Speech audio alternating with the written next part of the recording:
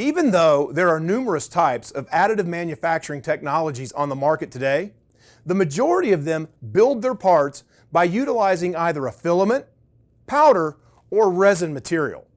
3D printer filament is most commonly sold by the spool and is primarily used for fused deposition modeling (FDM) types of printers. FDM users pay for the amount of filament that is wound around the spool, which is priced in accordance with the type of material they are buying. For example, if buying a 100 cubic inch of spool of material that costs $4 per cubic inch, the spool will cost $400 and produce 100 cubic inches of printed material. Here are the four main classes of FDM filament material from lowest to highest quality and cost. First is hobbyist grade. Second is standard grade.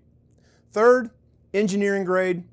And fourth, my favorite, high performance grade. Some of the factors that determine the class or grade of material are its heat resistance, mechanical properties, flexural properties, chemical resistance, and overall strength and durability.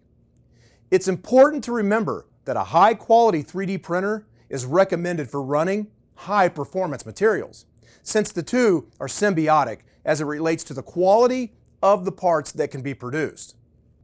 Both plastic and metal 3D printers are capable of using powdered materials, typically using a laser to either melt, sinter, or weld the powder into a three-dimensional object. One of the most commonly used plastic powders is nylon, which is typically printed with a selective laser sintering (SLS) system. Some metal systems can print a broad range of metal powders, including aluminum, titanium, steel, nickel, and copper, just to name a few. A 3D printer that uses a vat of photopolymer resin is a stereolithography system, SLA. A 3D printer that uses a sealed container of photopolymer resin will most often be a polyjet system made by Stratasys or a multi-jet system made by 3D Systems. These two types of systems use UV light to cure the photopolymer resin as the layers are being created and the part is being built.